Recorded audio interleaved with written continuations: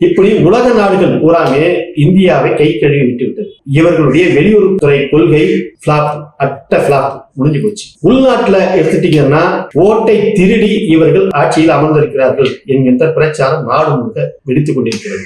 அதுவும் தாண்டி RSSக்கும் பாரதிய ஜனதாவுக்கும் மிகப்பெரிய ஒரு மோதல் உள்ளுக்குள்ளே போயிட்டு இருக்கு. இன்னமும் அந்த கட்சிக்கு ஒரு அகில இந்திய தலைவரை தேர்வு செய்வதில் இன்னும் நடக்கவில்லை. பாரதிய ஜனதா கட்சியினுடைய அகில இந்திய தலைவர் நட்டா பதவிகாலம் முடிந்து இன்னும் அதுக்கான சரியான ஒரு தலைவரை அவர்களால் தேர்வு செய்ய முடியவில்லை. அவ்வளவு பெரிய குழப்பம் அந்த கட்சியில் இருந்து கொண்டிருக்கிறது. நாடாளுமன்றத்தை இவர்களால் சிறப்பாக நடத்த முடியவில்லை. எந்த விதமான பிரச்சனையும் இல்லாமல் இவர்களால் நடத்த முடியவில்லை. CBI, அமலாக்கத்துறை இவர்களுடைய செயல்பாட்டால் நாட்டில் உள்ள தொழிலதிபர்கள் எல்லாமே கொந்தளித்து போயிருக்கிறார்கள். இப்படி நாடு முழுவதும் பாரதிய ஜனதா கட்சிக்கு எதிராக மக்களுடைய அலை வீசிக்கொண்டிருக்கிறது. இந்த நேரத்துல துணை ஜனாதிபதி தேர்தல் நடக்கிறது. இந்த தேர்தல்